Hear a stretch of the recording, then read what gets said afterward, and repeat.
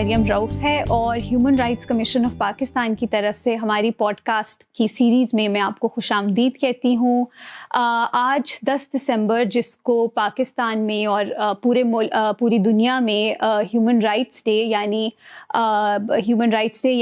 انسانی حقوق کا عالمی دن کے طور پہ منایا جاتا ہے، اس کے موقع پر ہیومن رائٹس کمیشن اپنی ایک پوڈ کاسٹ کا آغاز کر رہا ہے۔ اس پوڈ کاسٹ کے اندر 4 قسطیں ہوں گی جو کہ ایک ہفتے کے گیپ سے ریلیز کی جائیں گی۔ اس پوڈ کاسٹ سیریز کے اندر ہم انسانی حقوق کے مختلف پہلوؤں کے اوپر گفتگو کریں گے اور اس میں ہمارا ساتھ ہمارے جو کچھ ساتھی ہیں senior human rights defenders experts, وہ ہمارا اس کانورسیشن میں ساتھ دیں گے، اور ہماری امید یہ ہے کہ ہم پاکستان میں انسانی حقوق کی جو جد و جہد ہے اور جو اس کے حوالے سے کانورسیشن ہے اس کو آگے لے کے چلیں، اور آنے والے جو ہماری جنریشنز ہیں، آنے والے جو لوگ ہیومن رائٹس کی جد و جہد میں شامل ہونا چاہتے ہیں، ان کے لیے ہم کوئی لرننگ جنریٹ کر سکیں۔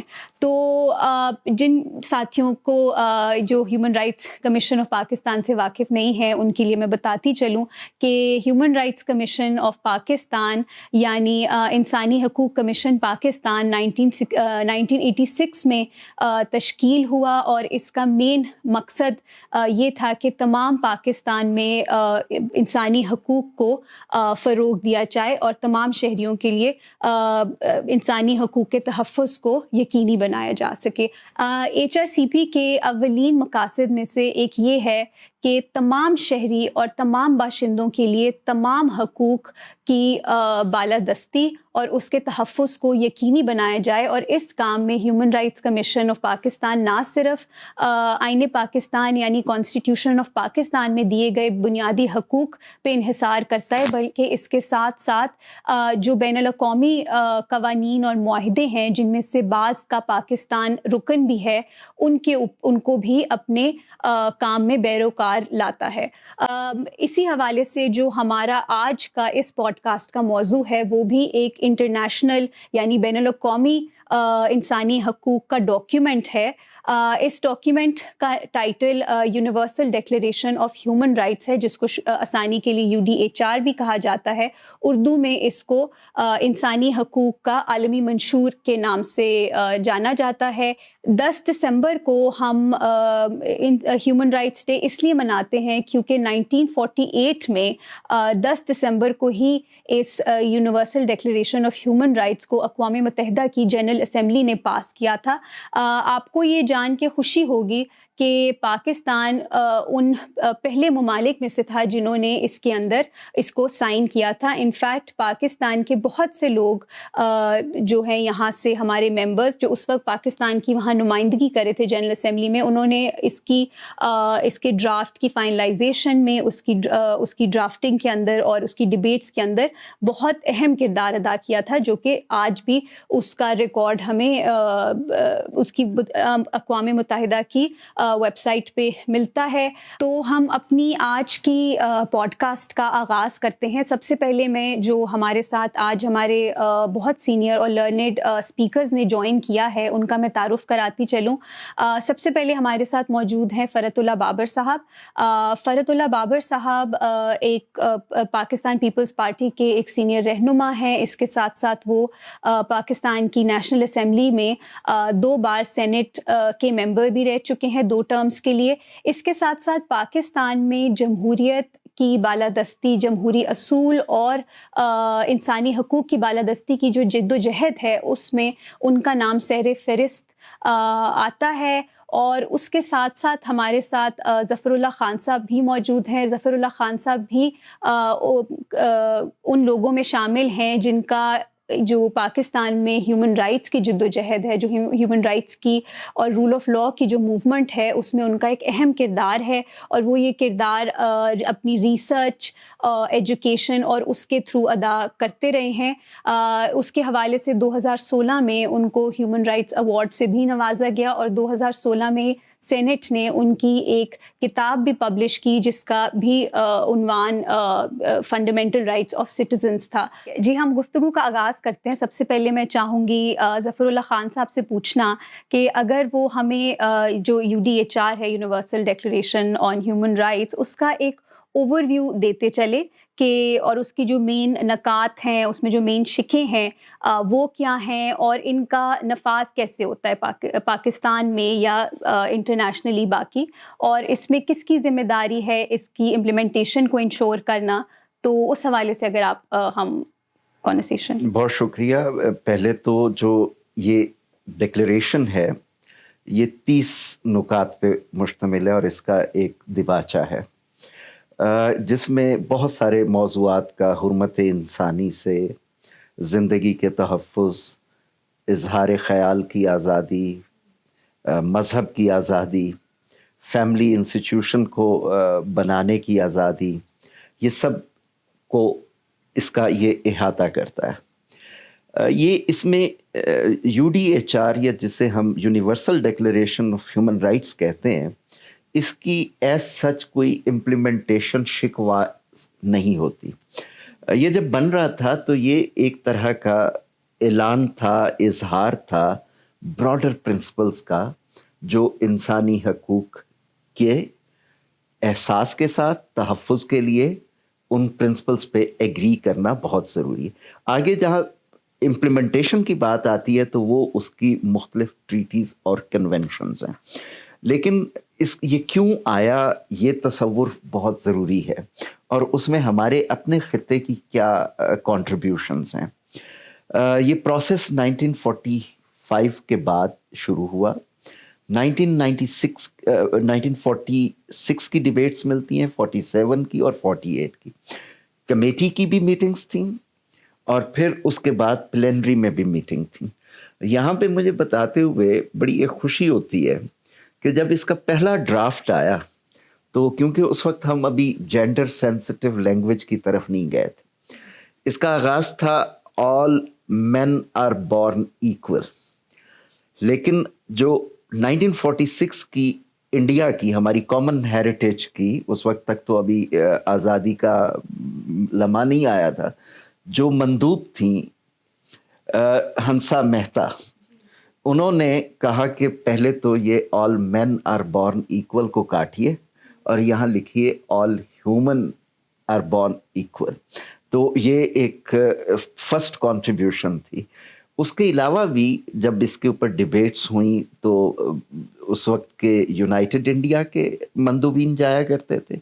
جب 14 اگست کے بعد جب ہماری پارلیمان اپنے طور پہ کام کر رہی تھی تو ہمارے بھی 2 معزز اراکین پارلیمنٹ نے جا کے ان مباحثوں میں حصہ لیا, شائستہ اکرام اللہ اور سر ظفر اللہ خان. تو اس طرح ہم اسے بنانے والوں میں بھی شامل ہیں. بعد میں جو اس کی امپلیمنٹیشن کا ہے تعلق آتا ہے وہ ہیں اس کی specialised treaties like international covenant on civil and political rights, international covenant on social economic and cultural rights, یا پھر خواتین کے حوالے سے اسپیسیفک آپ کو سیڈا ملتا ہے, یا بچوں کے حوالے سے چائلڈ رائٹس کے ملتے ہیں. تو وہ اس کے بعد اس کی امپلیمنٹیشن اور انفورسمنٹ کے میکانزمز اور کمپلائنس کے میکانزمز آپ کو وہاں پہ ملتے ہیں. یہ دستاویز دنیا میں سب سے زیادہ پرنٹ ہونے والی, مختلف زبانوں میں اس کا ترجمہ ہوا ہے, فکشن سے لے کر آرٹ کے اظہار تک اس کو پینٹ کیا گیا ہے, لکھا گیا ہے اس پہ, اور یہ براڈر باؤنڈریز کا احاطہ کرتی ہے کہ حرمت انسانی ہے کیا اور کون سے بنیادی حقوق ہیں. اس میں کوئی امینڈمنٹ نہیں ہوئی کہ 30 جو یہ آرٹیکلز تھے کہ بعد میں کوئی 2nd generation, 3rd generation, 4th generation rights کو اکوموڈیٹ کیا جائے. اس کے لیے پھر ٹریٹی میکانزم کو رکھا گیا کہ یہ ایک براڈر سٹیٹمنٹ دیتی ہے, اس کو ڈی کنسٹرکٹ کیسے کرنا ہے, اس کو انسٹیٹیوشنلائز کیسے کرنا ہے, آپریشنلائز کیسے کرنا ہے, وہ ہمیں ٹریٹیز میں ملتا ہے. ٹھیک, بہت شکریہ آپ کانورسیشن کو اوپن کرنے کا. میں بابر صاحب سے یہ پوچھنا چاہوں گی کہ ایک تو آپ کہہ سکتے ہیں کہ یہ ایک بنیادی ایک فنڈامنٹل ڈاکیومنٹ ہے جس میں سے پھر باقی جو ساری ٹریٹیز ہیں وہ نکلتی ہیں جس کے کنٹری سگنیٹری ہیں. میری نالج کے حساب سے Pakistan was one of the first countries to sign the UDHR, اور اس کے بعد پھر وقتاً فوقتاً ہم نے باقی ٹریٹیز کو بھی کچھ کو سائن کیا, کچھ کو ابھی بھی ہم نہیں کرے. تو جب یہ سائن ہو گیا 1948 میں, تو اس کے بعد پھر پاکستان کے لیے اس کی کیا امپلیکیشنز تھی, ہمارے اوپر کیا ذمہ داری تھی پاکستان کی؟ دیکھیے یہ جو شکریہ مریم, یہ جو universal Declaration of human rights ہے یہ بنیادی طور پر تو اصولوں کا تعین کرتا ہے کہ تمام انسان برابر ہیں, ان کو زندگی کا حق ہے, ان کو فیملی کا حق, یہ ساری چیزیں ہیں. لیکن اس کے بعد اس کے تحت 70 سے زائد ٹریٹیز بن گئی ہیں, 70 سے زائد, اور اس ڈاکیومنٹ کا ترجمہ بھی 500 سے زائد زبانوں میں ہو گئی. یہ ایک ہسٹورک ڈاکیومنٹ ہے. ہسٹورک ڈاکیومنٹ اس لحاظ سے ہے کہ اس میں بنی نوع انسان تمام اقوام نے اس بات پر ایک آ کر لیا کہ ہاں کچھ بنیادی انسانی حقوق ہیں اور ہم اس کی پاسداری کریں گے. کس ملک نے کس حد تک پاسداری کی اس پر تو ڈیبیٹ چلتی رہے گی. پاکستان نے کس حد تک کی اس پر بھی ڈیبیٹ چلتی رہے گی. لیکن اہم بات اس میں یہ ہے کہ اس کے تحت 70-75 کے قریب انٹرنیشنل ٹریٹیز, اور جس طرح بھی ظفر اللہ خان صاحب نے کہا کہ international covenant on civil political rights, on cultural rights, convention against torture, convention against enforce disappearances, یہ ساری اس کے تحت بنی ہے. اب جہاں تک پاکستان کا تعلق ہے تو پازیٹیو بھی ہے اور نگیٹو بھی ہے. پازیٹیو اس لحاظ سے ہے کہ پاکستان نے کئی ساری جو کنونشنز ہیں ان پہ دستخط کر لیے ہیں, جو امپورٹنٹ کنونشنز ہیں پہ دستخط کر لیے ہیں. امپلیمنٹیشن میں البتہ کئی جگہوں پر قباحتیں ہیں. مثلا ایک کنونشن ہے کنونشن اگینسٹ ٹارچر, ہم نے بڑے لمبے عرصے تک اس پر کوئی کام نہیں کیا. 75 سال ہو گئے اس کو.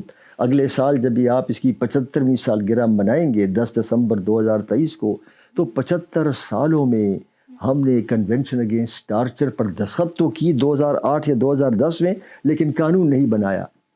اب پچھلے ہفتے, اور یہ جو آپ کا پروگرام جو ہو رہا ہے کہ اگلے سال اس کے 75 سال ہوں گے, تو جو پازیٹیو ہے وہ پازیٹیو یہ ہے کہ اب ہم نے کنونشن اگینسٹ ٹارچر کے تحت قانون سازی بھی ہو گئی ہے. تو اسے پازیٹیو تھنگ. اسی طرح اور بڑی پازیٹیو چیزیں ہیں, ریپ کے اگینسٹ قانون جو ہے یا آنر کلنگ کے اگینسٹ جو قانون ہے وہ سارے یہ ہو گئے. لیکن ابھی منزل بہت دور ہے, ابھی منزل بہت دور ہے اور بہت کام ابھی ہمیں کرنا ہے. پاکستان ابھی اس سٹیج پر ہے. مثلا لاپتہ افراد کا کنونشن ابھی ہم نے سائن ہی نہیں کیا.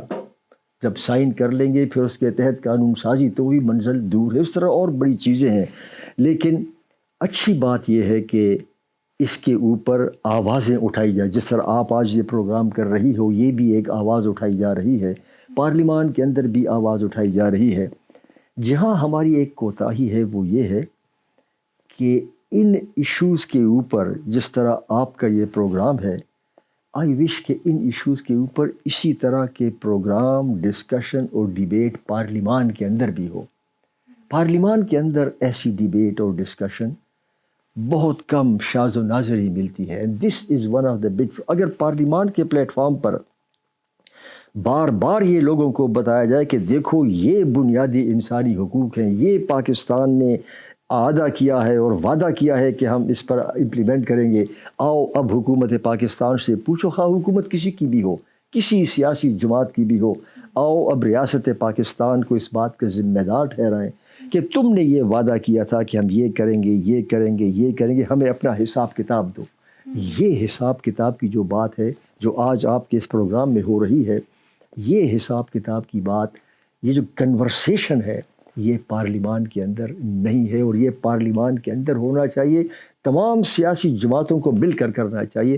سو آئی تھنک کہ جہاں بڑے پازیٹیوز ہیں وہاں بڑا نگیٹو یہ ہے کہ اس کنورسیشن کو انسٹیٹیوشنل سطح پر سیاسی جماعتوں اور پارلیمان نے اس انداز سے نہیں اٹھایا جس انداز سے اٹھانا چاہیے. اور اس پروگرام کی وجہ سے میں تو یہی کہوں گا کہ ہاں, جب آپ 75 سال آپ کے ہو رہے ہیں تو کم از کم یہ تو کرو کہ آپ پارلیمان کے اندر, سیاسی جماعتوں کے اندر اس کو بار بار اٹھائیں, لوگوں کو آگاہ کریں کہ یہ تمہارے حقوق ہیں, یہ حکومت کی ذمہ داری تھی. حکومت یہاں ناکام ہو گئی, جہاں اچھے کام ہے حکومت کی ستائش بھی کریں.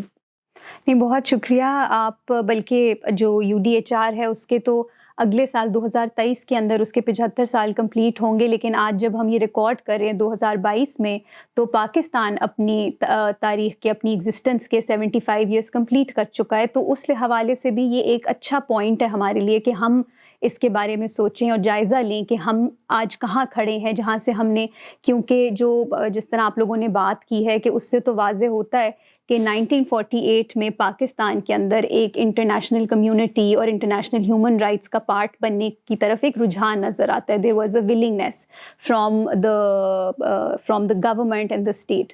تو تھوڑا سا ہم اگر واپس ہسٹری میں جائیں اور وہاں سے شروع کریں اپنی کہانی, تو اس میں آپ کیا سمجھتے ہیں کہ وہ ایٹیٹیوڈ سیم رہا ہے یا وہ ایٹیٹیوڈ میں کوئی اتار چڑھاؤ آیا ہے؟ تو اس کے اوپر اگر آپ تھوڑی سی وضاحت کر سکیں. دوسرا, آپ نے جو ایک بڑا امپورٹنٹ, بلکہ ایکچولی اس میں کافی سارے سوال ہیں تو میں چاہتی ہوں کہ آپ اس کے اوپر نظر ڈالیں.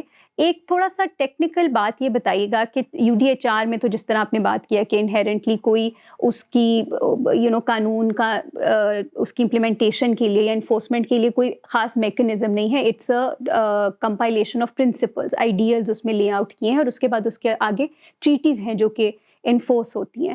تو ایک تو یہ بتائیے کہ UDHR کے اندر کوئی کمٹمنٹ ہے آن دا اسٹیٹ ٹو کہ جو سائن کر لیتی ہے پھر وہ ٹریٹیز کو بھی سائن کرے, پہلی بات. اور دوسرا یہ بات ہے کہ ان ٹریٹیز کے اندر جب آپ سائن کر لیتے ہیں تو ایک ریاست کی کیا اوبلیگیشن ہے ٹو امپلیمنٹ اٹ. اور تھوڑا سا اس پہ بھی وضاحت کیجیے گا کہ اگر فار ایگزامپل پاکستان نے اگر ایک ٹریٹی سائن کر لی ہے تو کیا وہ ایک پاکستان کا شہری اس کو جا کے انفورس کرا سکتا ہے یا اس کے لیے کوئی اور آگے سٹیپس آنے والے ہیں؟ دیکھیے, یہ آپ نے بڑا اچھا سوال کیا مریم. یہ جو ٹریٹیز ہیں, پہلے تقاضا یہ ہوتا ہے کہ جی آپ اس ٹریٹی پر دستخط کر دو, حکومت دستخط کرتی ہے. پھر تقاضا ہوتا ہے, نیکسٹ سٹیپ ہوتا ہے کہ اس کو ریٹیفائی کرو. ریٹیفائی کا مطلب یہ ہے کہ آپ حکومت ہو, آپ نے تو کر دیا, اس کو پارلیمان سے بھی کر دو. ہمارے ہاں ریٹیفیکیشن کابینہ کرتی ہے, تو گویا کابینہ سے آپ نے ریٹیفائی کر دیا. اب جب آپ نے دستخط کر دیے اور ریٹیفائی کر دیا, تو پھر اس ٹریٹی کے اندر جو تقاضے ہیں کہ آپ نے وہ کرنا ہے تو وہ آپ کریں گے. مثلاً یہ جو ڈسیبلٹی کے بارے میں جو ٹریٹی ہے, اس پر جب آپ نے دستخط کی اور ریٹیفائی کیا, تو پھر آپ تقاضا یہ ہے کہ جی پھر آپ ملک کے اندر قانون سازی کرو, تاکہ تو قانون سازی آپ پر آ جاتی ہے. پھر اس کے ساتھ اس کے علیحدہ پروٹوکولز ہوتے ہیں کہ آپ نے قانون سازی کی, پھر اس قانون کی امپلیمنٹیشن کرو. جیسے میں نے بھی آپ سے کہا کہ کنونشن اگینسٹ ٹارچر ہے, آپ نے دستخط بھی کیا, ریٹیفائی بھی کیا, 12 سال 14 سال تو اس کو بھی ہو گئے دستخط کے, ریٹیفیکیشن کے, اور پچھلے ہفتے اب قانون بنا. تو یہ ٹائم لگتا ہے. اب کیا, یعنی آپ نے کہا کہ حکومت کیا کرے, لوگ کیا کریں, اس پہ ایک اچھی چیز ہے, بڑی اچھی چیز, وہ یہ ہے کہ ہر 4 سال بعد ایک یونیورسل پیریاڈک ریویو ہوتا ہے. وہ ریویو کرتے ہیں کہ جی پاکستان نے یا انڈیا نے یا فلاں ملک نے یہ وعدے کیے تھے, آؤ ہم ریویو کرتے ہیں کہ آپ نے کس حد تک یہ کیا ہے. تو آپ کی باقاعدہ وہاں جنیوا میں میٹنگز ہوتی ہیں, ریاست کے جو ادارے ہیں وہ وہاں جاتے ہیں, ہمارا وزارت خارجہ کے نمائندے ہوتے ہیں وہاں, وہ کہتے ہیں جی کہ ہم نے یہ کیا, وہ کیا, وہ کیا. وہ سب دنیا جب دیکھتی ہے پھر وہ کہتے ہیں اچھا بھائی بڑا اچھا کیا ہے, لیکن یہ بھی تھوڑا سا رہتا ہے, یہ بھی رہتا ہے, یہ بھی رہتا ہے. اور وہاں پہ ہم کچھ وعدے بھی کرتے ہیں کہ جی ہم نے یہ تمہاری بات نوٹ کر لی اور ہم یہ کریں گے.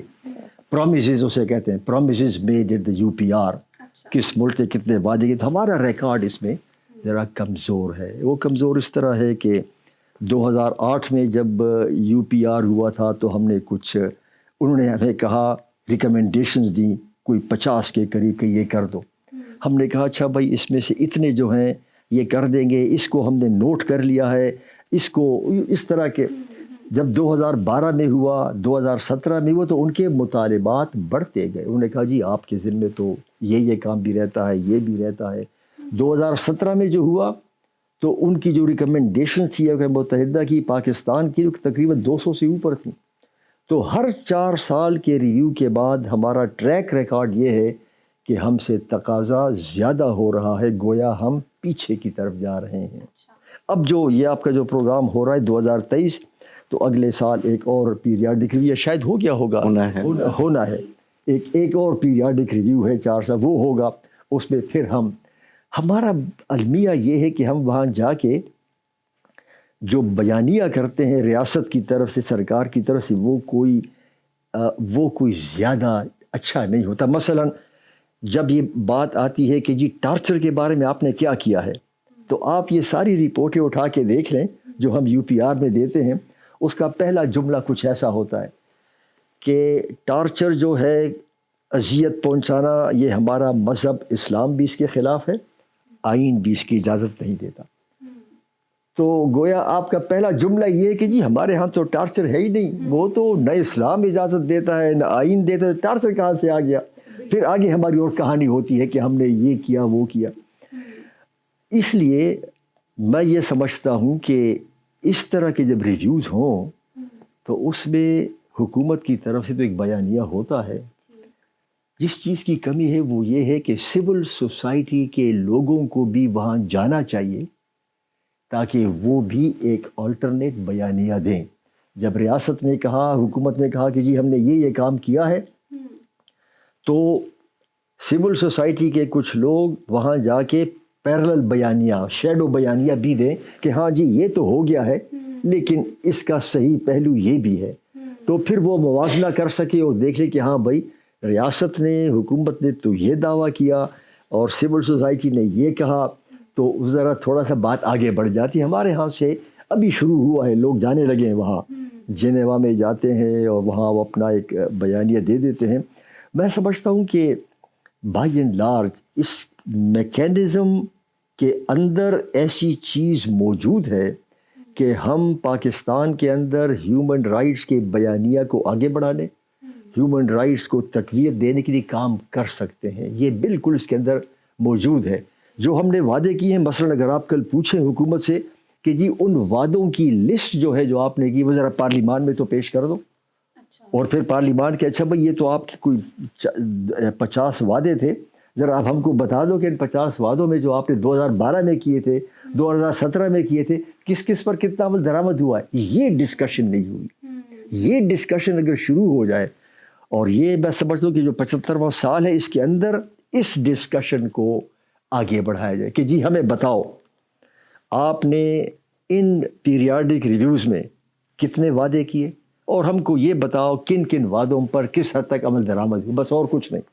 اس پر پارلیمان میں ڈسکشن کریں، باہر جو جس طرح آپ کے پروگرام ہوتے ہیں HRCP کریں اور کریں، ڈسکشن کریں۔ آئی تھنک آپ کا تعین جو ہے ڈائریکشن ٹھیک ہے، you can reach the goal. Thank you. بڑی آپ نے، میں ایک چھوٹا سا سوال صرف اسی کے اس میں پوچھنا چاہوں گی کہ آپ کوئی نشاندہی کر سکتے ہیں ایسے 3 یا 4 وعدوں کی، یا ایسے 3 یا 4 ریکمنڈیشنز کی جو UPR میں Pakistan consistently has failed to comply with, جو بار بار ایک ایشو اٹھتا ہے؟ ٹھیک ہے، جس پر تو ظفر اللہ خان صاحب تفصیل سے روشنی ڈالیں گے because he is an expert, لیکن میں آپ کو 2 تو بتا دیتا ہوں، باقی ان کے پاس میرا خیال ہے کہ 15-20 تو ہوں گی۔ 2 کیا ہیں؟ لاپتہ افراد کی بازیابی۔ ہم نے ہر UPR میں کہا ہے کہ جی ہم لاپتہ افراد کے لیے کوشش کر رہے ہیں، آج تک قانون نہیں بنا، اور لاپتہ افراد مسلسل ملک میں لاپتہ ہو رہے ہیں، اور یہ ہم سمجھتے ہیں کہ اب تو لوگ کہتے ہیں کہ خود ریاست کے ادارے اس کے اندر ملوث ہیں۔ تو ہم نے لاپتہ افراد کے لیے ہم بالکل ناکام ہو گئے۔ ہر UPR میں آپ نے وعدہ کیا کہ ہم یہ کریں گے وہ کریں گے، آج تک نہیں ہو سکا۔ ہم نے جو کنونشن ہے انفورس ڈسپلن کا، اس پر بھی دستخط نہیں کیے، ہم نے اس پر بھی دستخط نہیں کیے۔ ہم نے جو یونائٹڈ نیشنز کا ورکنگ گروپ یہاں آیا تھا 2012 میں، ان کی جو ریکمنڈیشنز تھیں، ان کی ریکمنڈیشنز کو آج تک ہم نے لوگوں سے بھی چھپا کے رکھا ہے، اس کو پبلش بھی نہیں کیا۔ تو میں سمجھتا ہوں کہ یہ ایک وہ ایشو ہے جس ایشو کے اوپر بہت کام کرنے، اور پاکستان ہر حکومت سکسیسو گورنمنٹ ناکام ہوئی ہے اس معاملے میں۔ اسی طرح جو دوسرے ہیں، فریڈم آف ایکسپریشن ہے، freedom of religion and belief ہے، اس پہ بھی ہمارے بہت کچھ کام کرنے کو باقی ہے. ہم اس میں ناکام ہوئے ہیں، بہت ہی ناکام ہوئے ہیں. لیکن کم از کم ایک چیز تو ہے، اور وہ یہ ہے کہ ایک ٹریٹی ہے، آپ نے سائن کیا ہے، کنونشن ہے، آپ پابند ہو، تو آپ کے اوپر، ریاست کے اوپر اور حکومت کے اوپر ایک مسلسل دباؤ ہے. لیکن یہ دباؤ کم ہے، اور یہ دباؤ اس وقت ٹھیک ہوگا جب پارلیمان کرے گی. تو اگر آج مجھ سے کوئی پوچھے کہ کون سی ایک وہ کنونشن ہے یا کون سا ایک وہ وعدہ ہے جس پر ابھی تک عمل درآمد نہیں ہے، وہ ہے لاپتہ افراد کی بازیابی کا. ویسے تو اور بہت ہیں، خواتین کے حقوق کے لحاظ سے، بچوں کے حقوق کے حوالے سے، all freedom of religion and belief کے حوالے سے. لیکن یہ ایک جو ہے یہ آؤٹ اسٹینڈنگ ہے، اٹس آئی سور، اور اس کو ہمیں کچھ کرنا پڑے گا. میں ظفر اللہ خان صاحب کو انوائٹ کروں گی کہ وہ بھی اس کے اوپر بات کریں، جو پاکستان کی خاص طور پہ پرسسٹنٹ نان کمپلائنس ہے، جو شروع سے کوئی ایسی بات نقطے ہیں جس کے اوپر ہم نہیں کمپلائی کر سک رہے. اس کے ساتھ مجھے یہ بھی پلیز بتاتی چلیے کہ نان کمپلائنس کی اگر کوئی اسٹیٹ جس طرح اگر کسی بھی شک کے ساتھ یا کسی بھی کنونشن کے ساتھ، یا خاص طور پہ اگر ہم یو پی آر میں جا کے پرٹیکولرلی کسی چیز کے اوپر ایک وعدہ کر کے آ رہے ہیں کہ ہم یہ ٹھیک کریں گے یا ہم اس پہ ایکشن لیں گے، اور ہم نہیں لیتے، تو اس کا کیا کانسیکوینس ہے؟ کیونکہ سادے بندے کی جو قانون کی سمجھ ہوتی ہے، انڈرسٹینڈنگ ہوتی ہے، وہ تو یہ سمجھتے ہیں کہ بھئی جب تک قانون کے ساتھ کوئی نہ کوئی اس کی سزا نہیں لگی ساتھ ہوگی اس کے نفاذ کے لیے، تو وہ اس کی افیکٹونیس نہیں ہوتی ہے. تو ایک تو پریشر ہے اس طرح سے کہ آپ پارلیمنٹ کی اکاؤنٹیبلٹی کریٹ کر سکتے ہیں ٹورڈز دا اسٹیٹ کہ وہ کمپلائی کریں اپنی پرومسز کو بھی، اور کنونشن کے اندر جو انیشیل بھی پروویژنس ہیں. اس کے ساتھ ساتھ اور کیا کانسیکوینسز یا موٹیویشنز ہیں for a state to comply with its obligations under the international law? دیکھیں، اس کا دو طریقے ہیں. جو جب یہ پورا آرکیٹیکچر بنا، اسے جب یہ treaties read with Universal Declaration of human Rights کہیں، جسے ہم انٹرنیشنل ہیومن رائٹس لا کہتے ہیں. جو UDHR تھا نا، اس کے اوپر کسی کے سگنیچر نہیں ہے، ووٹ ہوا تھا.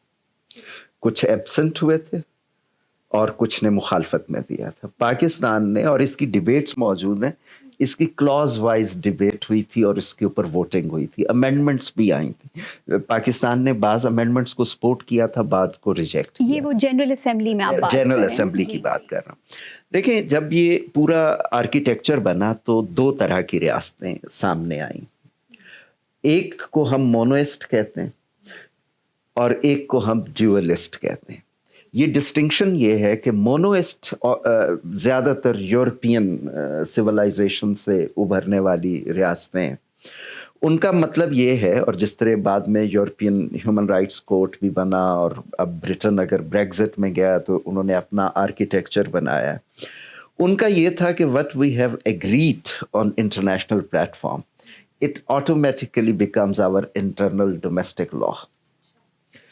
تو اس کی کمپلائنس ذرا سٹینڈرڈ اور ہو جاتا ہے. جو ڈیولسٹ اسٹیٹس ہوتی ہیں، اس کا یہ مطلب ہوتا ہے yes we agree but we have to indigenize our legislative landscape اور اس کے حساب سے لا بنانے. پاکستان ڈیولسٹ اسٹیٹس کی کیٹیگری میں آتا ہے. اب جس طرح فرحت اللہ بابر صاحب فرما رہے تھے کہ ہماری کابینہ کنکلوڈ کرتی ہے، باوجود اس کے میں آپ کو 47 کی کہانی سناؤں گا تو بہت آپ حیران ہوں گے کہ اس وقت ہمارے مباحث کیا تھے اور آج مباحث کیا ہیں. 47 میں جب ہم آئین بنا رہے تھے تو آئین کی عمارت بھی جس طرح تہذیب کی عمارت انسانی حقوق کے اوپر کھڑی ہے، کتنا آپ شرف انسانی کا خیال رکھتے ہو، ٹارچر نہیں کرتے ہو، غلام نہیں بناتے ہو، زندہ میں نہیں ڈالتے ہو پوچھے بغیر. تو اسی طرح فنڈامنٹل رائٹس آپ کے دستور کا یا کانسٹیٹیوشن کا بلڈنگ بلاک ہوتے ہیں.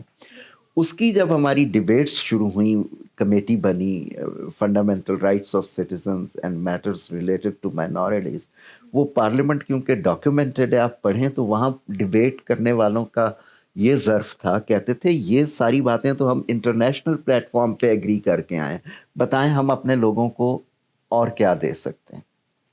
اور آفٹر 75 ایئرس اب کہتے ہیں کہ جی یہ تو مغرب کا ایجنڈا آ گیا ہے، کوئی ڈنڈا آ گیا ہے، کوئی ہمیں یہ ہو گیا ہے وہ ہو گیا ہے. حالانکہ ایسا نہیں ہے.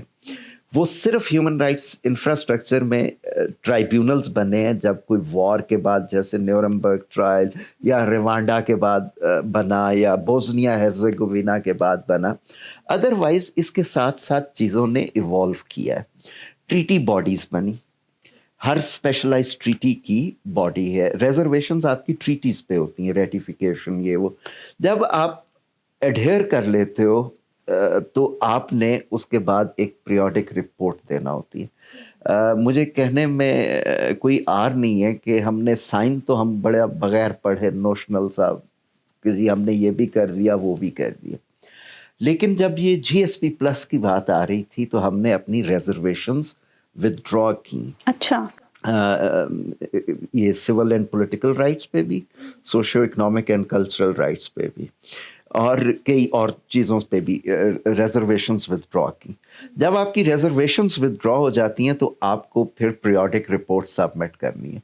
हमने 21st सेंचुरी में आके अपनी पीरियोडिक रिपोर्ट सबमिट करना शुरू की। 2 कन्वेंशन पे हमारी कुछ निस्बतन बेहतर थी पहले भी, ख़वातीन के हवाले से जब मोहतरमा बेनज़ीर भुट्टो साहिबा खुद बीजिंग कॉन्फ्रेंस का हिस्सा थी। फिर ग्लोबल कॉन्फ्रेंसेस हुआ करती थी ह्यूमन राइट्स के हवाले से। लास्ट कॉन्फ्रेंस 1993 में हुई, उसके बाद अभी उस तरह की ग्लोबल कॉन्फ्रेंस नहीं हुई, और उसमें ह्यूमन राइट्स कमीशन के वन ऑफ द फाउंडर्स मोहतरमा आसमा जहांगीर साहिबा भी शरीक हुई थी। फिर बना ह्यूमन राइट्स कमीशन जो अब ग्रेजुएट कर चुका है ह्यूमन राइट्स काउंसिल में, जहाँ पे ये यूनिवर्सल पीरियोडिक रिव्यू होता है। ये एक तरह से है कि आप अपना दुनिया के सामने रखते हो, आपका क्लेम, इसकी कोई लीगल इम्प्लीकेशन नहीं है। 1000 रिकमेंडेशन आ जाए, मैं ना एडहेयर करूं, सिर्फ वो कहेंगे कि नहीं ये बात कुछ और करते हैं, करते कुछ और है। इसका मॉरल रेप्रिमांड है, कोई इसकी पेनल्टी नहीं है। हाँ, एक और अंदाज से सिस्टम्स और स्ट्रक्चर्स बनते हैं जो इंसेंटिवाइज करते हैं कि अगर आप ये करोगे तो आपको हम ट्रेड एक्सेस देंगे। ह्यूमन राइट्स के हवाले से सैंक्शंस का जो है वो कोई यूएन के मैकेनिज्म से नहीं आया, वो ग्लोबल जो पावर पॉलिटिक्स है उससे आया, जिसकी वजह से उसने बल्कि हर्ट किया है ह्यूमन राइट्स की कॉज को। पाकिस्तान पहले तो बहुत करता था, आपको डाक टिकट मिलेंगे हर 5 साल बाद ह्यूमन राइट्स यूनिवर्सल डिक्लेरेशन, बल्कि आप अगर वीडियो में इस्तेमाल करना चाहें तो I have a good collection of all दो स्टैम्प्स। हम लोगों को बताया करते थे कि हम इसको एडहेयर करते हैं, सब कुछ करते हैं, अब बात करना मुश्किल हो गया है। जो अब है आपका ह्यूमन राइट्स का यूनिवर्सल पीरियोडिक रिव्यू, सिर्फ वहाँ पे रिकमेंडेशंस नहीं आती, ट्रीटी बॉडीज़ में जब आपकी रिपोर्ट होती है वो भी एग्जामिन होती है, तो दुनिया के मुमालिक आप उसके बारे में राय दे सकते हैं। And Pakistan being member of all those bodies, वो भी, और बाय द वे जो ह्यूमन राइट्स काउंसिल है उसका इलेक्शन होता है, पाकिस्तान कई बार उसका इलेक्टेड मेंबर रहा है, और उसकी एडवाइजरी काउंसिल में हमारे एक्सपर्ट्स भी रहे हैं। सिविल सोसाइटी शेडो रिपोर्ट्स दे सकती है, वहाँ कंटेस्ट कर सकती है, लेकिन हमारे यहाँ उसकी कीमत क्योंकि आज़ादी इजहार बहुत कम है, बहुत ज़्यादा है। होना ये चाहिए कि, और ये कोई खुफिया दस्तावेज़ भी नहीं है, ये जितनी भी रिकमेंडेशंस हैं आप यूएन ह्यूमन राइट्स काउंसिल की वेबसाइट पे जाएं, ए टू जी कि किस मुल्क ने क्या रिकमेंडेशन दी और हमने क्या जवाब दिया, वो भी मौजूद है।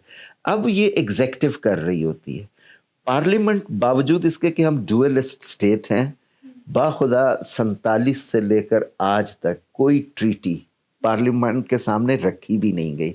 2-3 बार ये कोशिश की गई कि पार्लियामेंट का हिस्सा होना चाहिए प्रोसेस।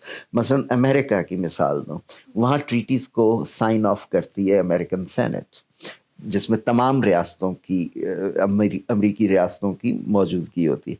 हमारे यहाँ कई बार प्राइवेट मेंबर बिल के तौर पे इनिशिएटिव्स आए, लेकिन ये डिबेट आगे ही नहीं जा सकी। अब डिस्कनेक्ट है, पार्लियामेंट तो फिर भी लोगों के साथ, सिविल सोसाइटी के साथ किसी तरह मुंसलिक है। आपकी रिपोर्ट्स, और वहाँ पे ग्लोबल फोरम पे डिफेंड कर रहा होता है फॉरेन ऑफिस।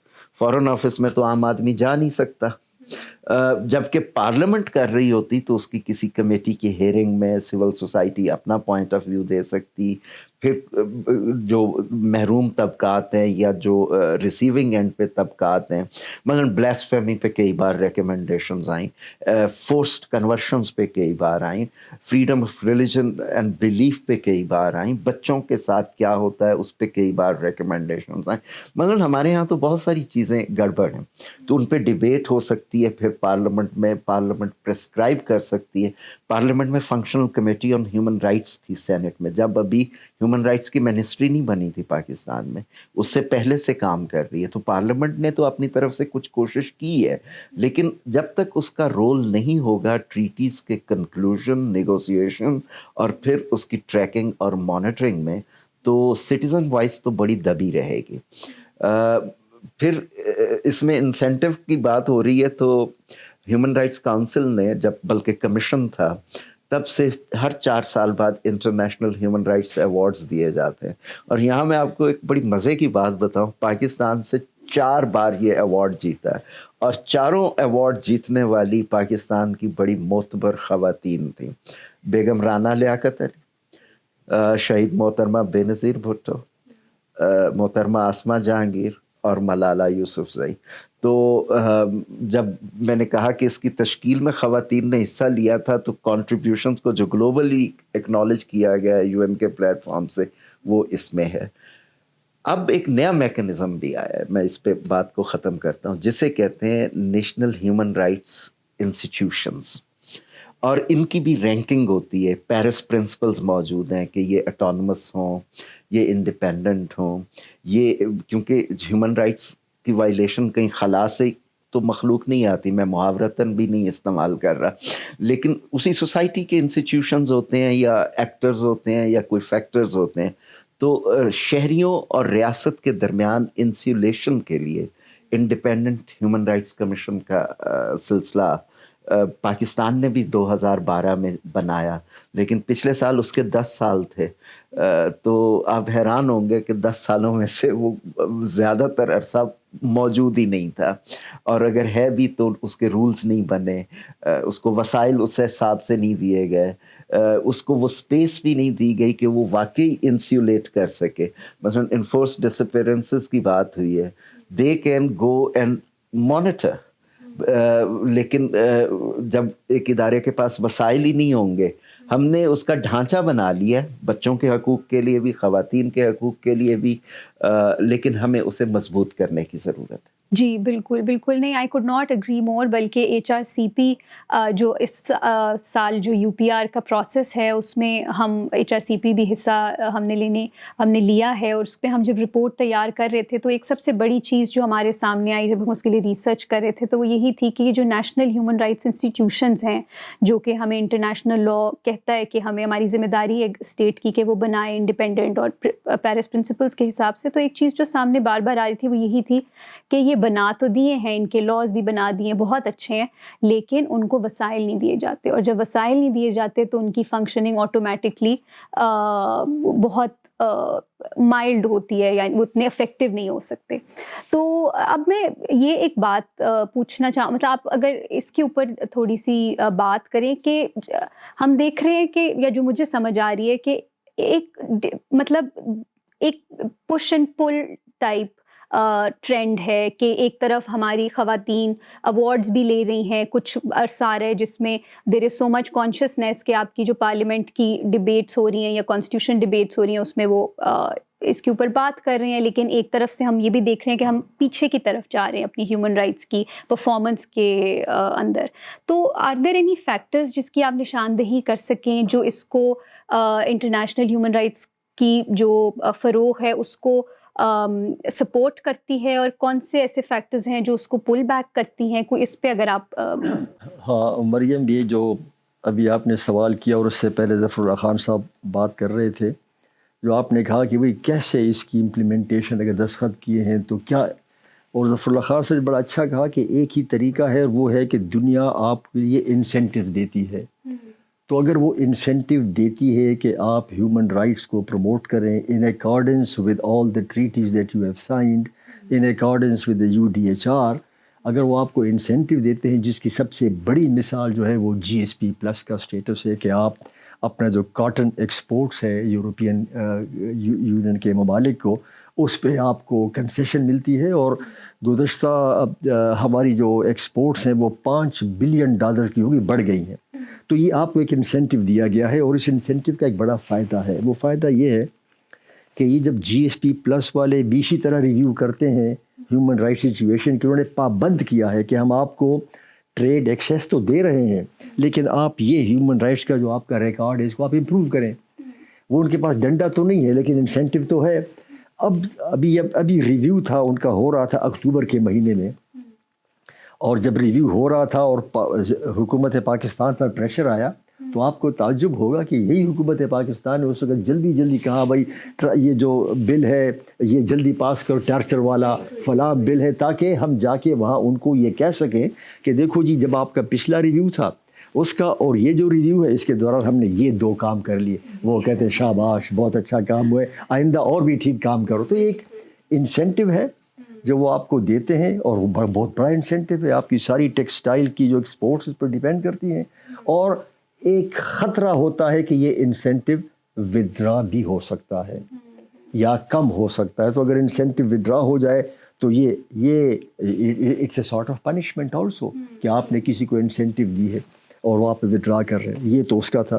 دوسرا جو آپ نے کہا کہ یہ جو پولز اینڈ پشز ہے، دیکھیے اس کی بنیادی وجہ جو ہے نا، یاد رکھیں کہ جو ریاست ہوتی ہے اور ریاست کے ادارے جتنے بھی ہوتے ہیں، آزادی کسی کو آسانی سے نہیں ملتی.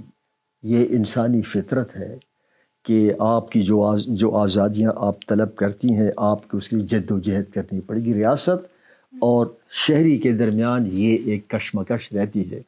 شہری آزادیاں طلب کرتا ہے، ریاست ان آزادیوں کو سلب کرتا ہے. یہ ایک ازل سے لے کر ابد تک یہ کشمکش جاری ہے اور جاری رہے گی. لیکن اچھی بات یہ ہے کہ اب ریاست اس طرح سے ظلم کر کے کہ آواز دبائے کرتی تو اب بھی ہے، لیکن اب جو ریاست کو جو خوف ہوتا ہے یا خوف ہونا چاہیے وہ یہ ہے کہ اب آپ نظر آ رہے ہو، آپ جو کچھ کر رہے ہو اب لوگوں کی آواز ہے، اور یہی آواز جو ہے ایک سب سے بڑا ہتھیار ہے جو آپ لوگ آواز اٹھاتے ہیں.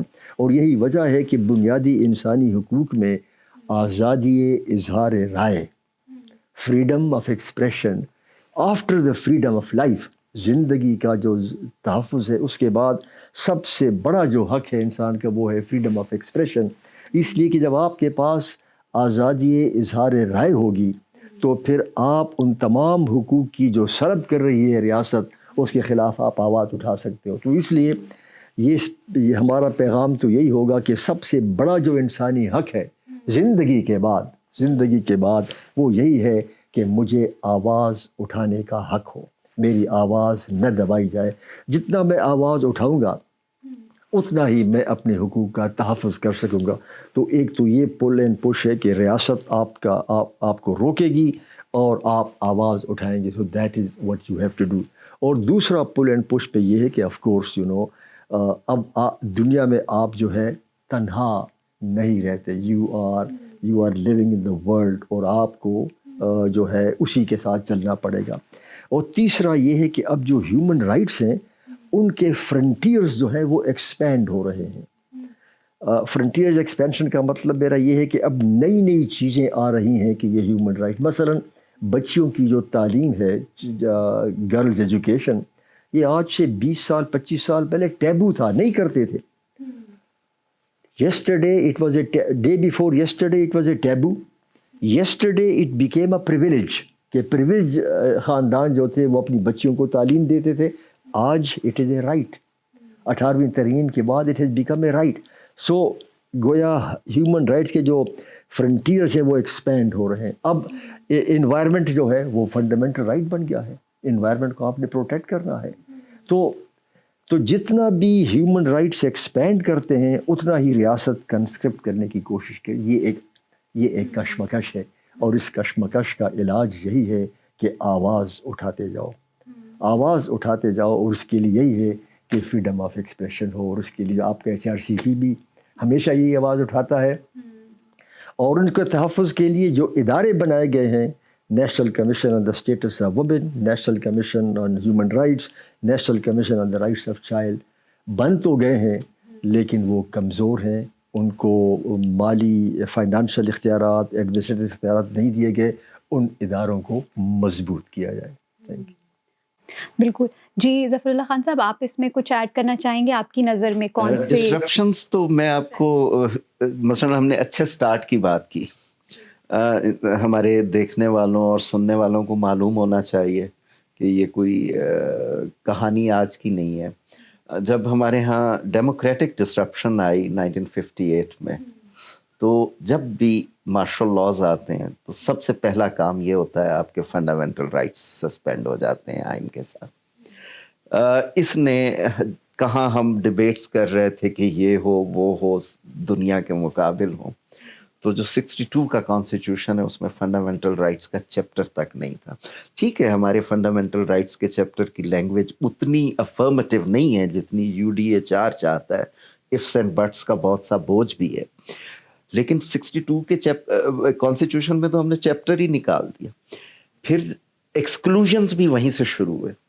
وہ پارلیمنٹ ہے پاکستان کی، پہلی پارلیمنٹ میں ریلیجس مائنورٹیز ریپرزینٹیڈ ہیں. 62 to 69 ایک ممبر بھی citizen of other faith member of parliament نہیں بن سکا، کیونکہ ہم نے پولیٹیکل سسٹم ہی ایسا بنا دیا. اچھا، پھر 73 میں دوبارہ جب 73 کا کانسٹیٹیوشن بن رہا تھا تو اس کی کمیٹی نے بھی سب سے پہلے فنڈامنٹل رائٹس کی بات کی. انہوں نے کہا 56 کے تو لے ہی لیتے ہیں، لیکن ہم اس سے آگے کیا لے جائیں. 18ویں ترمیم کا ذکر کیا سینیٹر فرحت اللہ بابر صاحب نے. LFOs، PCOs، RCOs سے ہم نے سینکڑوں آئین میں پتہ نہیں کیا کیا کچھ ڈال دیا، ایک بھی ہم فنڈامنٹل رائٹس کا اضافہ نہیں کر سکے. اگر 4 رائٹس کا اضافہ ہوا، right to information, right to education, fair trial, due process, اور ایون جینڈر بیسڈ ایکویلٹی کی بھی بات کو ذرا ری انفورس کیا گیا، تو it happen through 18th amendment. تو ایک تو بات یہ ہے کہ یہ پھول کھلتا ہی انسانی حقوق کا، حرمت انسانی کا، ایک جمہوریت کی فضا میں. آمریت میں تو جب مثلا اس کے ایمرجنسی لگ جائے تو اس میں بھی لکھا ہوا ہے کہ آپ کے فلاں فلاں فنڈامنٹل رائٹس معطل ہو جائیں گے. پھر جس طرح بات ہوئی ایون جو UN کی ڈیبیٹس ہیں 46 کی، اس میں فریڈم آف ایکسپریشن کو corner stone of all rights کہا گیا ہے کہ یہ میں بات ہی نہیں کر سکوں گا تو میری دکھ کا کسی کو اندازہ کیا ہوگا کہ میں کس تکلیف میں مبتلا ہوں.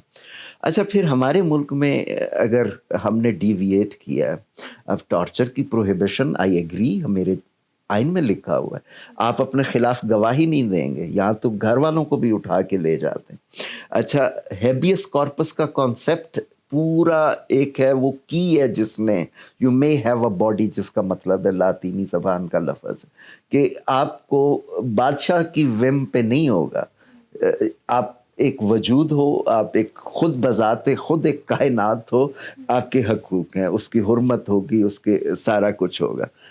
میرا بھی آرٹیکل تو موجود ہے، لیکن ہم نے ڈیموکریٹک ڈسرپشنز میں ایسے لاز بنائے، فار ایگزامپل اکاؤنٹیبلٹی کا لا کہتا ہے کہ کانسٹیٹیوشن کہتا ہے ریٹروسپیکٹو پنشمنٹ نہیں ہوگی، فنڈامنٹل رائٹس کا چیپٹر.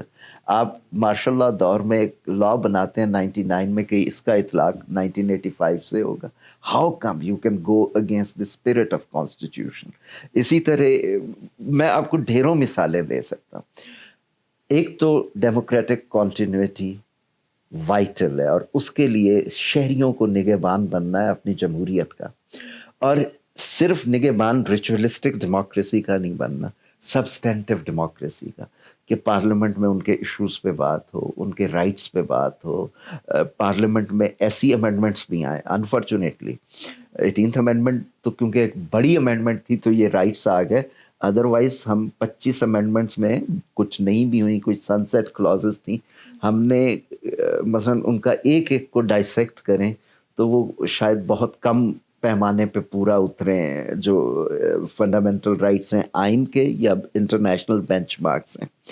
میرا آئین یہ بھی کہتا ہے کہ بھئی کوئی قانون، کوئی کسٹم، کوئی چیز فنڈامنٹل رائٹس کے چیپٹر کے متصادم نہیں ہوگی.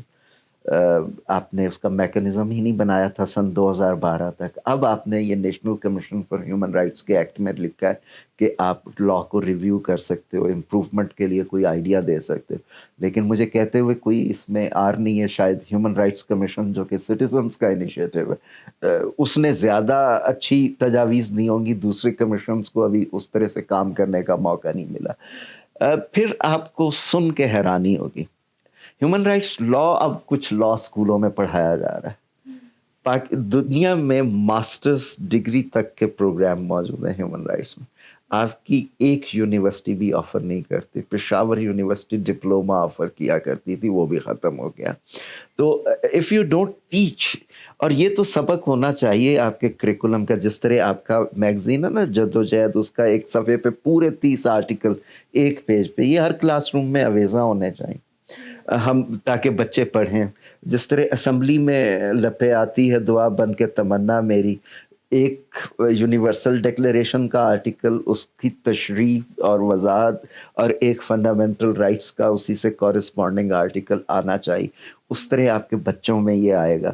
میڈیا کو کرنا چاہیے, سوسائٹی میں ایک اویئرنیس آئے گی. پھر ہر رائٹ کے اراؤنڈ آپ کو لیجسلیشن کی پروٹیکشن چاہیے, کیونکہ میرا چیپٹر آف فنڈامنٹل رائٹس بھی یہ چاہتا ہے, اور ایون ٹریٹیز بھی. آپ نے ایک بات کی کہ اگر نہیں ملتا تو کیا ہو.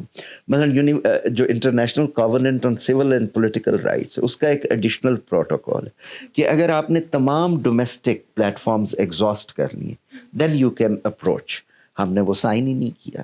تو یہ ٹریکنگ ہماری سول سوسائٹی کو کرنی چاہیے کہ ہم نے کیا سائن کیا ہے, جو ریزرویشنز ہیں, how authentic those reservations are, ان کو کیسے ہم ختم کر سکتے ہیں.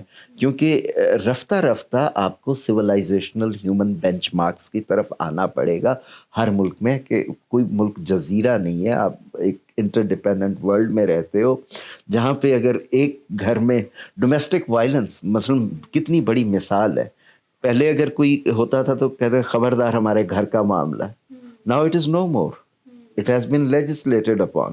ہاں, اس سے جو سوشیولوجی فلو کرے گی, جس میں ایک پروٹیکشن کا احساس ہو, تحفظ کا احساس ہو, جسٹس کے ایونیوز ہوں, تو اس کے لیے نا یہ کوئی یہ نہیں ہے کہ جی میں نے یہ کام کر لیا تو it automatic. It is always work in progress. آپ جتنا کنٹریبیوٹ کریں گے, آپ کو اس کی نئی ڈائمینشن سامنے آئیں گی, آپ کو مزید کچھ اس کے لیے کنٹریبیوٹ کرنا پڑے گا. جی, تو اگر ہم اب آگے کی طرف دیکھتے ہیں کہ اب آگے جو انٹرنیشنل ہیومن رائٹس ہے اس کا فیوچر کیا ہوگا, اور جو خاص طور پہ جو ایک ہم نے جیسا ذکر کیا ہے کہ دنیا اب بدل رہی ہے, ہماری ریالٹی چینج ہو رہی ہے, ہماری کنسیڈریشنز چینج ہو رہی ہیں, اور اس کے ساتھ ساتھ گلوبلائزیشن بڑھتی جا رہی ہے. گلوبلائزیشن سے مراد ہے کہ جو ریاستوں کا آپس میں ریلیشن شپ ہے, ہماری ایک دوسرے کے اوپر ریلائنس جو ہے وہ بڑھتی جا رہی ہے, اور اب کوئی بھی باقی دنیا سے کٹ کے نہیں چل سکتا. ہماری معاشی سوشل پولیٹیکل ہر اس کے لیے ضروری ہے کہ ہم باقی دنیا کو ساتھ لے کے چلیں, اور اس میں انٹرنیشنل لا جو ہے اس کا ایک بنیادی کردار ہے. لیکن اب ہم دیکھ رہے ہیں کہ کچھ ایسے انسٹیٹیوشنز ہیں, کچھ ایسی پاورز ہیں جو کہ اسٹیٹ جو کہ ایز اے اسٹیٹ وہ ریگولیٹ نہیں ہو سکتی. اور جس طرح انٹرنیشنل ہم نے ابھی ذکر کیا کہ جو انٹرنیشنل ہیومن رائٹس لا ہے وہ اس میں جو ہے ذمہ داری ریاست کی ہے کہ وہ جو شہری کے حقوق ہیں اس کو پروٹیکٹ کرے اور ان کو پرووائڈ کرے اور انشور کرے. تو لیکن اب ہم دیکھ رہے ہیں کہ جس طرح جو ٹیک کمپنیز ہیں, جو ٹیکنالوجی والی کمپنیز ہیں, جس طرح فیس بک ہو گیا, یوٹیوب ہو گیا, وہ ایک اپنے رولز بناتے ہیں, وہ اپنے لاز بناتے ہیں, اور وہ ان کے اپنے قواعد و ضوابط ہیں کہ ان کے پلیٹ فارم کے اوپر کس رائے کا اظہار کس طرح سے ہو سکتا ہے, کس کے اوپر نہیں ہو سکتا. تو ایک طرح سے آپ دیکھ رہے ہیں کہ ریاست کے علاوہ بھی دیر آر کچھ پاورز ہیں جو ہمارے رائٹس کو ایک طرح سے ریگولیٹ کرنے کی پاور ڈیولپ کرتے جا رہے ہیں. تو آپ کیا سمجھتے ہیں کہ ایک تو اس سے انٹرنیشنل ہیومن رائٹس لا جس طرح سے وہ آج ایگزسٹ کرتا ہے وہ، اور خاص طور پہ اگر ہم UDHR کی بات کریں، آپ نے ذکر کیا تھا کہ UDHR ابھی تک 75 سالوں میں اس کے اندر کوئی موڈیفیکیشن اس طرح سے نہیں ہوئی ہے. تو آپ کو لگتا ہے کہ اب ہم اس موڑ پہ آ گئے ہیں جہاں پہ ہمیں لا کو، UDHR کو خاص طور پہ اپڈیٹ کرنے کی ضرورت ہے؟ اور اگر نہیں کرتے تو پھر اس کو کیسے ہم انشور کر سکتے ہیں کہ ہمارے رائٹس جو ہے وہ پروٹیکٹڈ رہیں؟ دیکھیں آپ نے مریم، آپ نے ٹھیک کہا کہ اب نئے ایکٹرز آ رہے ہیں اور نئے ایکٹرز سے ہیومن رائٹس کو نئے خطرات ہیں. اور ہم دیکھ رہے ہیں، خود ہم پاکستان میں دیکھ رہے ہیں کہ جو ملیٹنسی ہے یہ ایک نیا ایکٹر ہے. ملیٹنٹس اور ایکسٹریمسٹ یہ ایک نیا ایکٹر ہے، اور اس نئے ایکٹر نے ہیومن رائٹس لوگوں کے جو ہے ان کو پامال کیا ہے. They are doing it. اسی طرح جو بگ ٹیکنالوجیکل ہاؤسز ہے، they are also a big player. Not only big technological houses but also big businesses. تو big businesses, big technology اور یہ جو militants ہیں یہ سارے نئے ایکٹرز ہیں. اور ان نئے ایکٹرز نے جس طرح ہیومن رائٹس کے فرنٹیئرز کو شرنک کر رہے ہیں، ان کی اپنی ترجیحات ہیں. So this has to be a constant struggle. This has to be a constant struggle between the states and also between these big powerhouses. ان کے ساتھ بھی، اور between the citizen, between the person and also these big technological houses. آپ نے بالکل ٹھیک کہا کہ جو بڑے جتنے بھی یہ پلیٹ فارمز ہیں، یہ they can make their own rules and they can also stifle your freedom of expression. تو اور لیکن یہ ڈسکشن چل رہی ہے، اور جو یورپین یونین، یورپ کے ممالک میں یہ ڈسکشن چل رہی ہے کہ کس حد تک آپ جو ہے تو فریڈم آف ایکسپریشن پہ قدغن لگا سکتے ہو. لیکن میں پاکستان کی بات کروں گا کہ پاکستان میں جو یہ چیلنجز ہیں ایکسٹریمسٹ کے بھی، اور جس سے ظفر اللہ خان صاحب نے کہا کہ کریکولم میں سب سے پہلے اگر کریکولم کو یہ چیز ڈالنی ہے تو وہ پولیس اور ملٹری اکیڈمیز کے کریکولم میں یہ چیز ڈالنی چاہیے کہ ہیومن رائٹس لوگوں کے کیا ہوتے ہیں. ہمارے جو ملٹری کی جو اکیڈمیز ہیں جن سے زیادہ ہیومن رائٹس کی وائیولیشن کا ہوتا ہے، وہاں پہ آئین پاکستان اور ہیومن رائٹس نہیں پڑھایا جاتا. ان کو پتہ ہی نہیں ہوتا کہ ہیومن رائٹس کیا چیز ہے. پولیس والوں کے اوپر یہ الزام آتا ہے اور وہ کرتے ہیں کہ وائیولیشن کرتے ہیں، ان کی اکیڈمیز میں نہیں ہوتا. تو جہاں اسکول، کالج اور یونیورسٹیز میں ہیومن رائٹس کو پڑھانا چاہیے باقاعدہ ایک سبجیکٹ کے طور پر، وہاں ابتدا کرنی چاہیے ملٹری اکیڈمی سے، پولیس اکیڈمی سے اور تمام لا انفورسمنٹ اکیڈمیز، کہ وہاں ان کو آپ پڑھاؤ کہ دیکھو یہ انسانی حقوق ہیں، ان کی آپ نے پاسداری کرنی ہے. اگر یہ آپ انسانی حقوق کا آپ پامال کرو گے تو یہ اس کی سزا ہے. یہ چونکہ اس وقت پاکستان بھی یہ نہیں ہے، I think this is absolutely important for our country. اور جہاں تک انٹرنیشنل اس کا ہے، big business houses, of course the states and the citizen together have to raise their voices. میں اس میں تھوڑا سا ایڈ کرنا چاہوں گا. UDHR تو ایک ڈیفائننگ مومنٹ تھا. اس سے پہلے ILO لیبر رائٹس کے حوالے سے ایک پیرلل ایک اسٹریم ڈیولپ ہوئی. یہ نہیں ہے کہ یہ جو میگا کمپنیز ہیں اور یہ ان چیکڈ. ہم نے گیٹ سے WTO تک اور کئی anti monopoly laws, consumer rights laws سارے آئے. پرائیویسی رائٹ کے طور پہ ایکنالج ہوا ہے کئی جگہ پہ. تو یہ اگین ایز وٹ آئی ول سے کہ نئے ایکٹرز آئیں گے، ان کو آپ کیسے رسپونڈ کرتے ہو. نئے چیلنجز آئیں گے، اس کے لیے آپ نئے انسٹیٹیوشنل میکانزمس کیا کرتے ہو. بدقسمتی سے ہو کیا رہا ہے کہ مثلاً جب یہ انٹرنیٹ آیا اور یا ویب سائٹ بنی، یہ تو 1980s کا فنامنا ہے نا، اور ہمارے ملک میں انٹرنیٹ آیا تھا 1990s میں.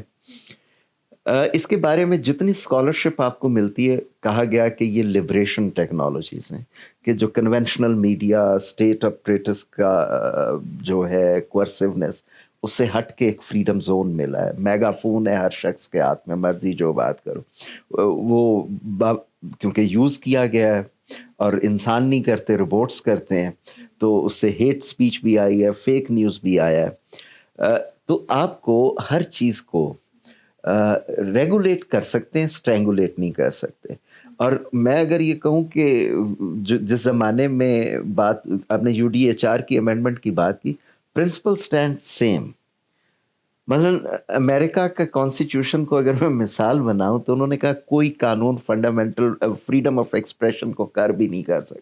تو وہ اتنا بڑا دائرہ کھینچ دیا کہ آپ کوئی بھی کام کرتے ہو تو اس لٹمس ٹیسٹ پہ دیکھا جاتا ہے. ہمارے جیسے ملکوں اور معاشروں میں ہمیں پہلے انسان سمجھا جائے, پھر جس ریاست کے جغرافیے میں یا جس سوشل کانٹریکٹ کے انڈر ہم رہتے ہیں ہمیں سٹیزن سمجھا جائے. جب یہ سمجھا جائے گا تو میرے باقی سارے اٹینڈنٹ رائٹس نئے ایمرج ہونے والے بھی جو میرے پاس اس وقت نہیں ہیں. اور رائٹس کی ڈیبیٹ میں کچھ ایبسولیوٹ رائٹس ہوتے ہیں, مثلاً زندگی کا حق ہے تو باقی ساری چیزیں ملیں. کچھ نیچرلائزڈ ہوتے ہیں, کچھ انٹائٹلمنٹس ہوتی ہیں, کچھ سیف گارڈز ہوتے ہیں. تو یہ ایور ایوالونگ باڈی ہے. میں اگر یہ کہوں کہ کمپنیاں بہت زیادہ رائٹس وائلیٹ کر رہی ہیں تو کئی ملکوں میں پرائیویسی کے لاز آ رہے ہیں. اور آپ نے دیکھا جولین اسانج اور سنوڈن کا معاملہ, وہ کسی تھرڈ ورلڈ کنٹری کا تو نہیں تھا. They made public WikiLeaks and all کہ how these liberation technologies are being used to spy on people. ابھی یہ جو ایپس آئے ہیں, سافٹ ویئرس کا پتہ چلا ہے کہ you can monitor each and every CCTV camera. بڑے سویلائزڈ ملکوں میں کچھ چیزیں ہوتی ہیں تو بعد میں اس کی آ جاتی. وہاں پہ فینسز یہ ہوتے ہیں ٹیکنالوجی ایز اسسٹنس کہ وہ ایویڈنس یوز ہو. ہم تو ابھی DNA کو ماننے کے لیے تیار نہیں ہے گواہی کے طور پہ, اور بہت ساری چیزیں.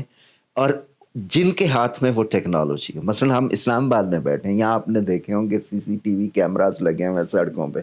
میری پرائیویسی, اس ڈیٹا کو کون, اس کا پروٹیکشن کا کوئی لا پاکستان میں موجود نہیں ہے. آپ کے لاہور میں اسی طرح سیف سٹی پروجیکٹ بنا. پھر یہ جو انٹرنیٹ کے یوز پہ بگنگ جب بڑے بڑے لوگوں کی ہو رہی ہے تو ہمیں اپنا جو انسٹیٹیوشنل آرکیٹیکچر کیپیسٹی, اب صرف ایک FIA کا چھوٹا سا ونگ ہے, سائبر ونگ, وہ ان ساری چیزوں کو دیکھتا ہے. جبکہ جو سائبر کرائم ہے وہ آپ کے گلی محلے تک پہنچ گئے ہیں. آئیڈیلی ہمیں, اور جو فرحت اللہ بابر صاحب نے بات کی ہے نا کہ ان اکیڈمیز میں پڑھایا جائے, میرا تو خیال ہے جس طرح آپ بہت ساری جمناسٹک فزیکل ٹیسٹ ان لوگوں کے لیتے ہیں, ان کا ایپٹیچیوڈ سائیکولوجیکل ٹیسٹ بھی ہونا چاہیے کہ کیا یہ باقیوں کو انسان سمجھتے بھی ہیں جن کی پروٹیکشن کے لیے انہوں نے جانا ہے یا نہیں سمجھتے. تو وہ سائیکولوجیکل ٹیسٹ کے بھی, بلکہ میں سمجھتا ہوں زیادہ نمبر ہونے چاہیے, تبھی کوئی مہذب معاشرہ بن پائے گا. صحیح بات ہے, صحیح بات ہے.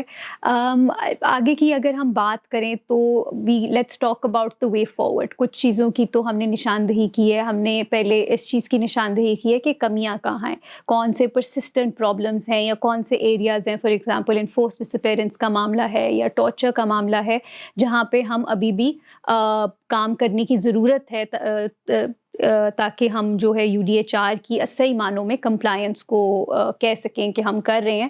تو اس کے علاوہ اگر آپ کے ذہن میں کوئی ایشوز آتے ہیں جہاں پہ ہماری کچھ کمیاں یا شارٹ کمنگس ہیں اسٹیٹ کی UDHR کی کمپلائنس کے حوالے سے, and what is the way forward. کچھ اگین ہم نے اس میں تجاویز ہم نے بات کی ہے, سول سوسائٹی کا رول, پارلیمنٹ کا رول, ٹریننگ, بچوں کے اندر اس کی اویئرنیس بڑھانا. اس کے علاوہ what is the way forward? میرا خیال ہے مریم کہ وے فارورڈ جو ہے دو چیزیں لازمی ہیں. ایک تو یہ ہے کہ ایڈوکیسی کی جائے, انفارمیشن ڈسیمنیٹ کی جائے, لوگوں کو بتایا جائے کہ یہ بنیادی حقوق ہیں اور یہ ہر شخص کا بنیادی حق ہے, اور یہ بتا دیا جائے کہ ہم نے کیا وعدے کیے ہیں اور کیا وعدے بھی جو پورے کر رہے ہیں. تو ایک تو لوگوں کو بالکل ڈارک میں رکھا گیا ہے, تو دس شراؤڈ آف سیکریسی جو ہے it must be torn apart so that everybody knows کہ یہ ہمارے حقوق ہیں, یہ ریاست نے وعدے کیے ہیں. جب تک لوگوں کو یہ انفارمیشن نہیں ہوگی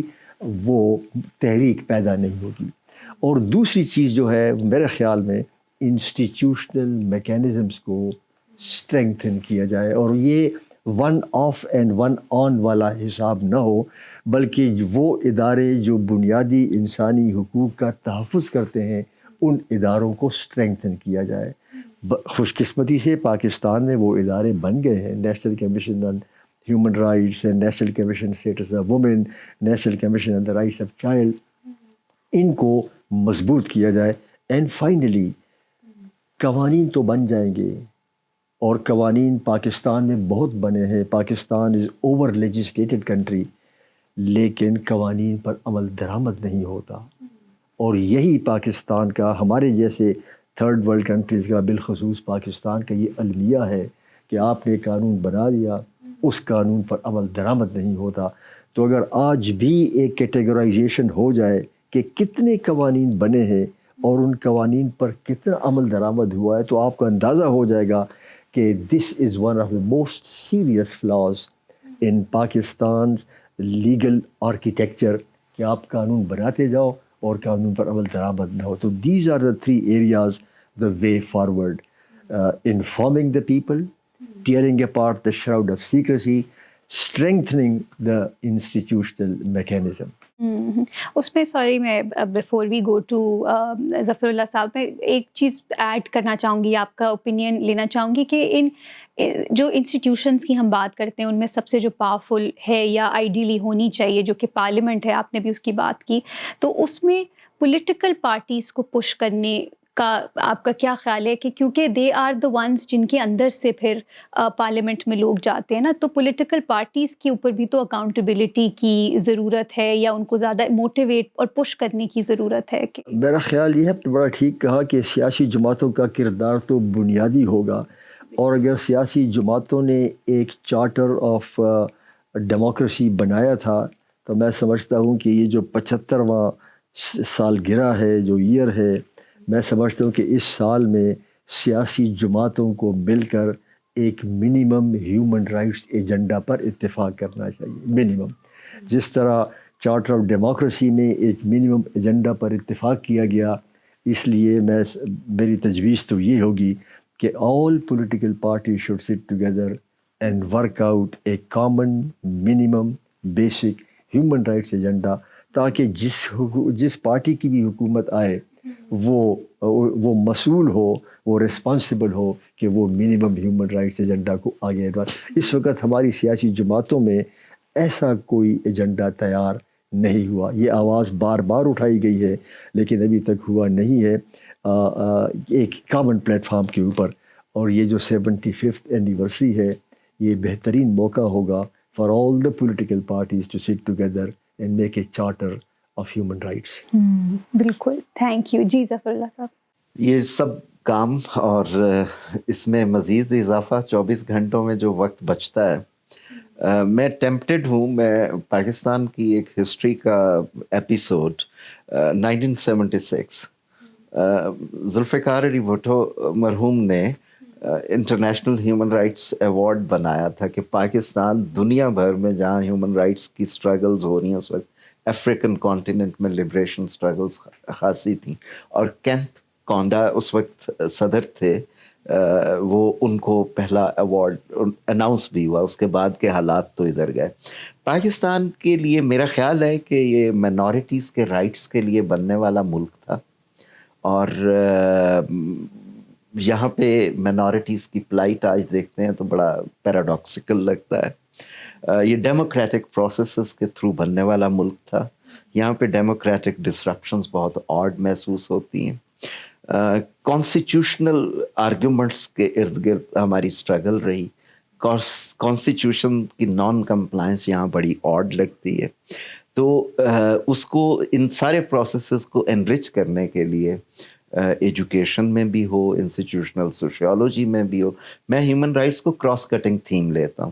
یہ آپ کے ہر محکمے میں حرمت انسانی کا احساس ہونا چاہیے, because they work on taxpayers money and they are suppose to serve the citizens. تعلیم کا حصہ بنائے, جتنی جلدی بیج بوئیں گے اتنی جلدی کوئی فصل اگنے کا امکان ہے.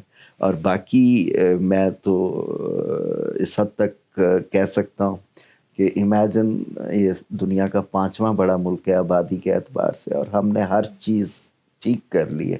Tomorrow there will be new challenges. ہمارے پاس وہ اسکل ہونی چاہیے, وہ ایبلٹی ٹو تھنک ہونی چاہیے, وہ کیپیسٹی ٹو ایکٹ ہونی چاہیے, وہ willingness to do and serve your fellow countryman ہونی چاہیے کہ ہم نئے چیلنجز کا بھی سویلائزیشنل ہیومن بینچ مارکس پہ کوئی نہ کوئی رسپونڈ کر سکیں.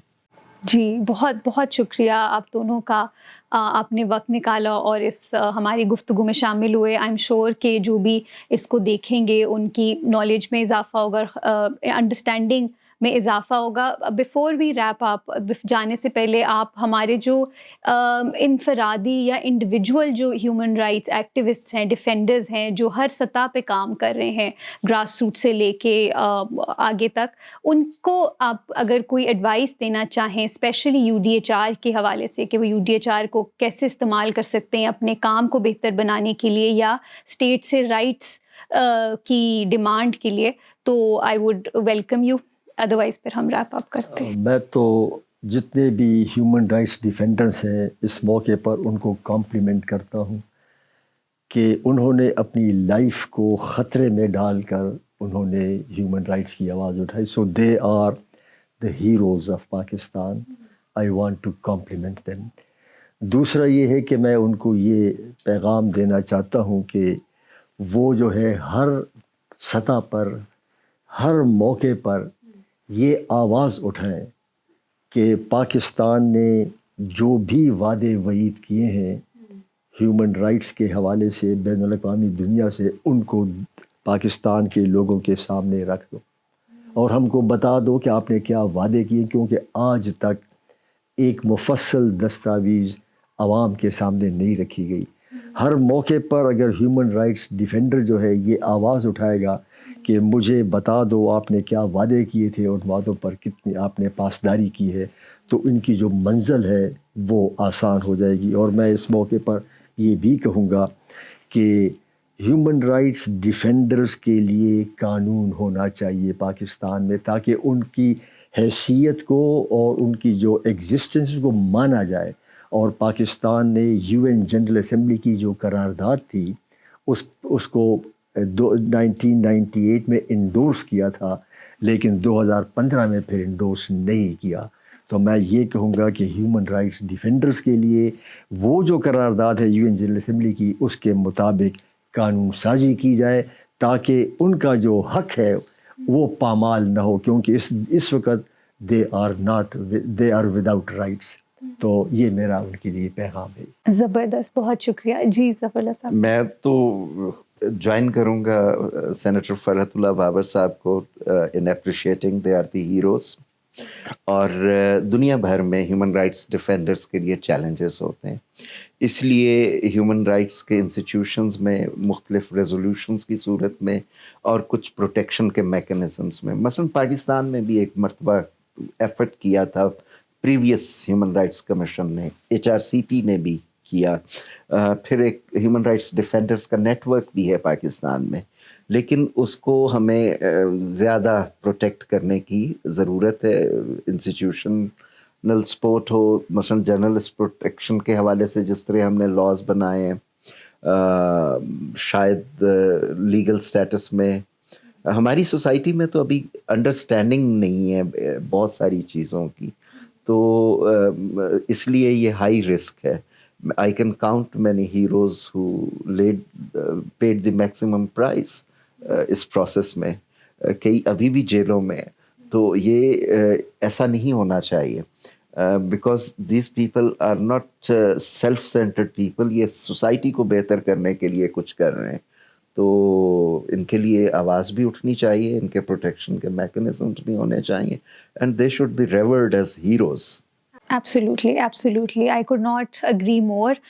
Once again, thank you very much. آپ کے ٹائم کا ہم تھوڑا سا اپنے ٹائم سے آگے چلے گئے ہیں, لیکن I'm sure اس سے ہماری اس میں اضافہ ہوا ہے. Thank you very much. Thank you. Thank you.